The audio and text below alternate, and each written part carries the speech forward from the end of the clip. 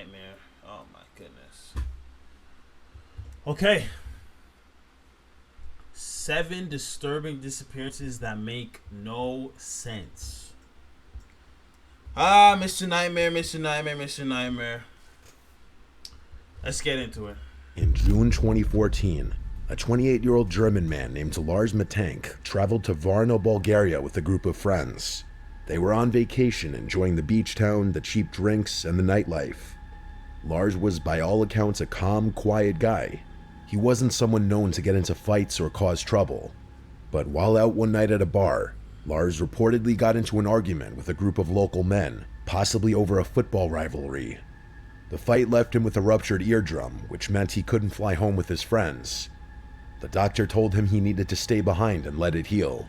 His friends offered to stay with him, but Lars insisted they return to Germany without him. He claimed he'd be fine. Bro, I would be so pissed. You're about to go catch a flight, and because you get into a fight the night before, you can't catch the flight? Oh, hell no. I'm like, alright, bet. I'm finna stay and find those people, and we finna fight every day until I can leave. Needed a few days to rest. Alone in Bulgaria, Lars checked into a cheap hotel near the airport. What happened over the next few days remains one of Europe's most chilling disappearances. Lars began acting strangely. He called his mother several times, sounding panicked. He told her to cancel his credit cards. He said people were following him. At one point, he left the hotel in the middle of the night, claiming he was being watched by 4 mysterious men. He even texted his mom asking what the side effects of an antibiotic he'd been prescribed were. His behavior kept escalating. The hotel staff described him as nervous, pacing, and constantly checking the windows. Then, on July 8th, the day he was scheduled to fly home, Lars arrived at Varna Airport, and things took a dramatic turn. Surveillance footage from the airport shows him walking into the terminal calmly at first, but within minutes, he appears agitated. He's seen speaking to a staff member, then backing away nervously. Suddenly, without any visible trigger, Lars sprints through the terminal, dashes through the automatic doors, and runs at full speed across the airport parking lot, leaving behind his luggage, passport, and all of his belongings. The last known footage of him shows him vanishing into the trees near a construction site. No one has seen him since. His disappearance has become a breeding ground for theories. Some believe he had a psychotic break, potentially brought on by a reaction to an antibiotic he was taking, or a latent mental illness triggered by stress. Others are convinced something more sinister was happening, that Lars was genuinely being followed or targeted, and whatever he encountered in those final moments was terrifying enough to make him run into the wilderness, barefoot and defenseless. There were alleged sightings in Eastern Europe. Man, I'm catching that flight. You're gonna have to kill me at the airport, my boy. I'm sorry. I guess I'm dying at the airport. I'm not finna go run out, and I'm finna be around all this security, man. I'm finna go to, please help me catch this flight, man. Like, I feel like someone's out to get me. Please, can you have security? Please, I'll pay this. Please, I feel like my life is in danger. Oh, man. For years after, but nothing ever confirmed. The strangest part is that his mother insists that Lars was not mentally ill. She believes he was in danger, that he may have stumbled upon something he shouldn't have, or gotten involved in something darker than he realized. The image of him running, wide-eyed and desperate, has been viewed millions of times online, yet no one knows what scared him that badly, and no one knows where he went. That's wild. In 1912, in the small town of Opelousas, Louisiana, 4-year-old Bobby Dunbar disappeared while on a fishing trip with his family near Swayze Lake. His parents claimed he vanished sometime during the day, possibly while wandering near the water. A massive search was launched immediately. Hundreds of volunteers scoured the area, dragging the lake, searching the woods, and even setting off dynamite underwater in case his body was stuck in the lake bed. Wow. But Bobby was gone. The town was devastated. For 8 months, his disappearance became a local obsession. Then, in early 1913, a boy matching Bobby's description was found traveling with a man named William Walters, a traveling handyman in Mississippi. Walters claimed the boy was the son of Julia Anderson, a woman who had entrusted the child to his care, but the Dunbars were convinced the boy was Bobby. Walters was arrested for kidnapping. The authorities arranged for a reunion between the boy and Bobby's mother. At first, the boy didn't recognize her. Witnesses later claimed she hesitated, unsure if the boy was actually hers. But after spending a few days with him, she announced to the press and the police that he was, in fact, her son. Case closed, the newspaper said. Bobby Dunbar had been found, Walters was sentenced to prison, the boy was returned to the Dunbar family and raised as their own. But there was a problem. Julia Anderson, the woman who had entrusted the boy to Walters, showed up. She insisted that was her son, Bruce, and that the Dunbars had taken him. She had no money, no lawyer, and no support. When the courts ruled in favor of the Dunbars, she lost custody forever. She returned to Mississippi heartbroken, labeled a liar and an unfit mother by the press. For decades, Bobby Dunbar lived under that name, unaware of any of this. But in the early 2000s, Bobby's grandson began investigating the family's history. Something didn't sit right. Eventually, the family agreed to a DNA test comparing Bobby's descendants to those of the Dunbars. The results shattered a century of belief. The boy who had grown up as Bobby Dunbar was not biologically related to the Dunbars. He was Bruce Anderson. Wow. Julia Anderson had been telling the truth all along, which means the real Bobby Dunbar was never found. To this day, no one knows what actually happened to him, whether he drowned, was abducted, or suffered some unknown fate. His case remains officially unresolved. Meanwhile, an innocent man was imprisoned, and another family raised a child who wasn't theirs. All because the truth was too painful, and the need for closure outweighed the facts. Mothers, I'm telling you, mothers, that mother's tuition is always right. She knew it was her kid. She's like, that's not your son. I know it's my kid. They all called her crazy and everything, and she was right the whole time. My question is, why the hell didn't they get a DNA test at the beginning? Huh? In 1928, 9-year-old Walter Collins disappeared from his home in Los Angeles. His mother, Christine Collins, had given him a few coins to go see a movie while she was working. He never came home. Christine went to the police, who launched a search. His case quickly made headlines. This was during a time of rising fears about crime and child abductions, and public pressure on the LAPD was intense. So it's already rising crime and child abductions, and you sent your kid out alone? For 5 months, Christine kept the search alive. Okay. She printed flyers, organized searches, gave interviews. Then, in August, police in Illinois picked up a boy who claimed to be Walter. He was brought to Los Angeles to be reunited with Christine in front of reporters. But as the cameras flashed and police beamed with pride, thinking they had solved the case, when Christine saw the boy, she said, "That's not my son." The police told her she was wrong. They insisted he had changed from the trauma. They encouraged her to take him home on a trial basis.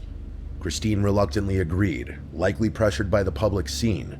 But after just 3 weeks, she returned to the LAPD and again said, "This is not my son." This time, the police had her committed to a psychiatric hospital, claiming she was hysterical and refusing to accept reality. Meanwhile, the boy admitted that he wasn't Walter. His real name was Arthur Hutchins, a runaway who had been pretending to be Walter Collins to get a free trip to California. He thought it might help him to meet his favorite actors. So that meant the police had publicly reunited a grieving mother with a random child, and then punished her when she didn't go along with the lie. That should have been the end of the story, but it gets darker. Around the same time, a Canadian man named Gordon Northcott was arrested for a string of murders on a chicken farm in Wineville, California. He had lured young boys to his property, imprisoned them, and eventually killed them. When authorities raided the farm, they found evidence linking Northcott to multiple victims. One of those victims, they believed, was Walter Collins. Christine pleaded for answers, but Northcott never gave a clear confession. He was convicted for other murders, but the fate of Walter Collins remained unresolved. Christine spent the rest of her life trying to find out what happened. She never gave up, and the city of Los Angeles never formally apologized for what they did to her, for locking her away when she refused to accept the lie. The story later inspired the film Changeling with Angelina Jolie, but the real horror is how it actually happened. Ooh, maybe I A gotta grieving watch mother gaslit by the system, a lost child exploited for headlines, and a police force more interested in good press than truth. Everybody gotta write that movie down. In August of 2008, a 24-year-old Canadian woman named Kayla Reed vanished from a small town in British Columbia. She had recently moved back in with her parents after going through a rough breakup and was trying to start over. One evening, she told her mother she was going to meet a friend at a coffee shop nearby. She left around 7:30 p.m. wearing a light hoodie and jeans, carrying her phone but no purse. She never showed up for that meeting. Her phone went dark less than an hour later. What followed was an immediate and massive local search. Flyers went up and volunteers swarmed the forested areas around town. Search dogs found nothing, and there was no sign of foul play.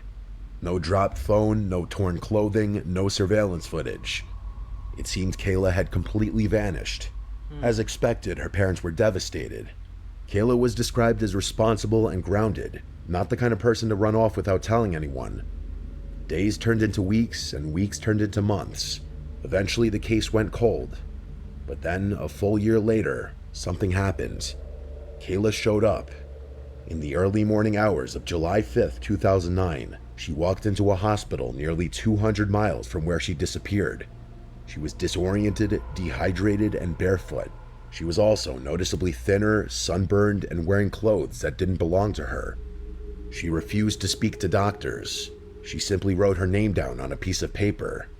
The hospital staff called police, and after fingerprint confirmation, it was officially her. She had been missing for 11 months. Her parents, of course, rushed to see her, but even then, Kayla said almost nothing. She stared at them blankly, occasionally smiling, but she didn't hug them. When they asked where she had been, she said only, "I was in the dark. I was safe, but it wasn't me." Authorities were baffled. She had no visible injuries or signs of abuse. Toxicology came back clean. She had no head trauma, no signs of having been drugged long-term, no tattoos or branding or anything that would suggest organized abduction. She spent a week in the hospital under psychiatric observation, and then she was quietly released to her family. No charges were filed and no statements were ever made. Kayla never spoke publicly about where she had been. She deleted all her social media accounts and moved away within a year. Reporters tried to follow up, but her family refused all interviews. The case was officially closed, a missing person who returned, but no one ever got the answers they were looking for. Just a young woman who came back from somewhere completely changed. She wasn't hurt or injured. At least she's back. Some of them didn't get back. At least she's back. Goddamn. It was different. One nurse from the hospital said that in her last shift before Kayla was discharged, the girl looked her dead in the eyes and whispered, "Don't go into the woods alone. They find you there." No one knows what she meant, but no one who worked... That's real comforting. Real comforting. I usually don't go into the woods at all. So I'll definitely avoid them at night alone. I mean, thanks for the advice. But I kind of knew that. That case ever forgot it. In October 2017, in the city of Santa Rosa, California, a 15-year-old high school student named Connor Hastings disappeared while walking home from school. He took the same route every day, a suburban street surrounded by homes and parks, but one afternoon he didn't show up. His mom called him, but there was no answer. When she checked with friends, no one had seen him since he left school. By 7 p.m., police were notified and a search began immediately. His backpack was found a day later, dumped behind a dumpster a few blocks from his usual route, but his phone was gone. For weeks, the case dominated local headlines. Police dogs tracked a scent trail that ended suddenly at the edge of a wooded trail, where it seemed to just stop. It was strange because no tire tracks were left behind, and there were 0 witnesses. When detectives questioned classmates, rumors began spreading. Some kids claimed Connor had been acting paranoid in the days just before he went missing, like he was jumping at noises and asking people if they'd seen the man in the red jacket. One friend said Connor had recently asked about how to tell if you're being watched. The trail went cold, but 5 minutes later, in March of 2018, Connor returned, or rather, he was found. A 911 call came in from a payphone, one of the few still operating in the area. and the caller reported a teenage boy sitting on a bench, unresponsive, outside a small town library 60 miles away. When police found Connor, he was silent and staring ahead. His hair was much longer than when he'd last been seen, and his clothes were filthy. He had a spiral-bound notebook clutched in both hands, but it was completely blank. He wouldn't speak for over 24 hours. When his parents arrived, he hugged his mother tightly and then burst into tears. But even then, he said very little about where he had been. Over the next few days, he opened up only slightly. He claimed he had been taken by a group, but couldn't describe their faces. He said they kept him somewhere without clocks, somewhere cold. When police asked how he escaped, he said, "They just let me go. I think I passed their test." A month later, he gave one final statement before refusing to speak publicly again. He said, "There were others. I heard them. I wasn't the only one, but I might be the only one they gave back." The notebook he had been holding the night he was found remained empty. No one could get him to write anything in it. But on the final page in the bottom corner, written in shaky pen, were 4 words: "I was not alone." Police never identified any suspects. Okay, that's creepy as hell. Y'all like and subscribe. I'm off the... Nah, but that's creepy. I was not alone. And they let you go? Oh, man. The FBI reviewed the case, but released no findings. Connor eventually changed schools and now lives under a different name. To this day, his case is officially solved because he came back. But nobody really believes that that's the end of the story. Yeah, his case isn't solved until you find out who took him.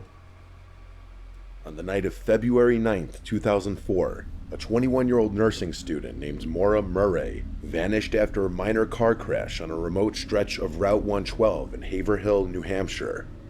Nearly 2 decades later, no one knows where she went, what she was running from, or who might have been waiting for her. Earlier that day, Maura left her dorm at UMass Amherst after sending emails to her professors, telling them there had been a death in the family and she'd be gone for a few days. But no one in her family had died. In fact, no one in her life was planning to leave. She packed a bag, withdrew nearly all the money from her bank account, and bought a few items, including alcohol from a nearby store. Then she drove north into the White Mountains, alone and quietly, without a clear destination. At approximately 7:27 p.m., a local woman called 911 to report a car accident outside her house. A small black Saturn had crashed into a snowbank on a sharp turn. When police arrived 20 minutes later, they found the vehicle, but no sign of the driver. The car was locked and the windshield was cracked. Both airbags had deployed. A box of wine was spilled across the interior. The only thing missing was Maura. A bus driver who lived nearby had seen her just minutes before police arrived. He stopped and spoke to her through the window. She looked cold and shaken, but declined help. He drove off and called in the accident, but by the time the officers reached the scene, Maura had vanished. Not just walked away, vanished. Police dogs tracked her scent for about 100 yards up the road, then it stopped abruptly. No footprints in the woods or any belongings left behind. It was like someone picked her up in a car just out of view. Her phone and credit cards were never used again. The bottles of alcohol she had bought, some were gone and some remained in the car. There were no obvious signs of foul play, but nothing added up. She had no history of mental illness. Friends and family said she wasn't suicidal. She was planning for the future. And yet, she was gone. In the years that followed, her case became one of the most obsessively followed mysteries on the internet. Everything is possible for people to do this on purpose. I feel like some of these, obviously, like, people get taken, but people really want to, like, live off the grid, so they generally, like, will fake a kidnapping so, like, nobody knows where they are, nobody can find them, and it's just like they don't care if their family's worried about them. They're just like, no one will ever find me again. You know what I mean? I feel like that is possible, like, that it's happened before, where somebody's just disappeared because they wanted to, and, like, there's no finding them, not because they got taken, just because they wanted to not be found, and they did the right things to not be found. And they will never be found. Chair detectives, forums, and podcasters picked apart every detail. Who knows? Some believed she staged her disappearance to start a new life. See? That's what I was just saying. I was just saying that. I'm not crazy. Others believe she was abducted by a stranger or someone she arranged to meet. Then there are darker theories. A serial predator operating the mountains, or a cover-up. But nothing concrete ever came, and her body was never found. Something obviously happened to Maura Murray that night. Something that was likely deliberate. And to this day, the forest around Route 112 still holds its secrets. And the most chilling part is if she was taken, whoever did it knew exactly what they were doing and never made a single mistake. In the remote town of Nome, Alaska, a place isolated by hundreds of miles of tundra, accessible mostly by air, people are used to strange things happening. The winters are long and brutal, and the nights seem endless, but even there, among the quiet snow-covered streets and howling wind, the disappearance of Rick Hills in 2004 is something people still whisper about. Not because it was the only one, but because of how it happened and what was left behind. Rick Hills was a 37-year-old electrician, hardworking, quiet, not particularly social, but he was well liked by the people who knew him. He lived alone in a small cabin on the outskirts of town, near the edge of the wilderness.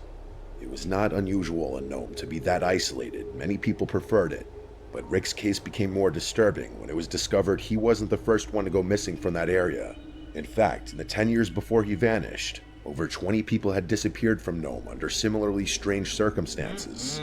The FBI would eventually... Time to move. Time to move. Maybe not after the first one, but the second, third, fourth, fifth, seventh, eighth, ninth, 15th, 16th, 19th. I'm moving, my guy. I'm out. He investigated as a pattern, but Rick's story was different, more personal and terrifying. On November 13, 2004, Rick failed to show up for work. His boss called him repeatedly, to no avail. That evening, a coworker drove to Rick's cabin. His truck was there and the lights were off. It had snowed lightly that afternoon, but when they got closer, they noticed something strange. No footprints in or out of the cabin. It was like Rick had never left or returned. The coworker knocked, but there was no response, so he walked around the property and saw that the back door was open. He called out and stepped inside. The place was undisturbed. The coffee pot was full and his cell phone was on the table, but there was no sign of Rick himself. The weirdest part was the bed was made, not like someone had just gotten out of it. The weird part was that the bed was made so neatly, it looked as though no one had ever been in it. The coworker called the police, and they searched the home. Then they searched the surrounding area, and then the woods. They brought dogs, drones, helicopters, and still found nothing. Even with the light snowfall, there should have been some sign of direction, like a trail or blood or something, but there was no trace. The man walked out of his cabin with no coat, no boots, no keys, and simply just disappeared. The investigation didn't find foul play. He reportedly had no enemies or debts. Even his bank account was untouched, and his phone had not pinged a tower since the day before. But then, 2 days later, something happened that the public wasn't told about until years later. A hiker about 30 miles north of Nome found something bizarre. A man's sock frozen into the mud of a game trail. Nearby, hidden under a thin layer of snow, was an old Polaroid photograph. It was dirty and crumpled, and its image nearly destroyed by the cold, but the outline was clear. It was Rick's cabin, shot from the woods. The angle showed the living room window, and in the reflection was a face, but it wasn't Rick's. The photo was turned over to the police. Hell no. Hell to the no. Never released it to the public. Years later, an officer who worked the case anonymously told a local journalist that it was the most disturbing thing he'd ever seen in his career, that the face in the reflection didn't look entirely human. He described it as off, like distorted, pale, the eyes too wide, and the mouth slightly open, as if it had been caught mid-whisper, like someone caught staring who didn't expect to be seen, as he described it. The area was searched again, but nothing was found, and no further signs of Rick. Locals started calling it the Watcher, saying something in the woods had been taking people. The disappearances dated back decades. Natives had legends about the Dark Man, a thing that lived between the trees and came out at night. When the FBI eventually got involved, they said the disappearances were likely due to weather, accidents, and alcohol. But not Rick. People close to the case knew better. They knew it wasn't weather and it wasn't a misadventure. Rick was used to those woods. He wouldn't have wandered out barefoot without a jacket in sub-zero temperatures. He would not have left his door open, and he wouldn't have vanished without a single track in the snow. To this day, Rick Hills has never been found. Some say it was just a tragic accident. Others say Rick saw something he shouldn't have. Something that was watching him. Yeah, that was creepy.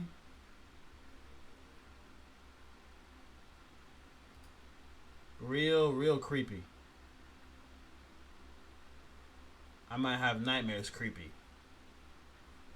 But that's Mr. Nightmare for you. I guess that's his name, right? He's gonna give you nightmares. Thanks, bud. Thanks. I don't know if I want to watch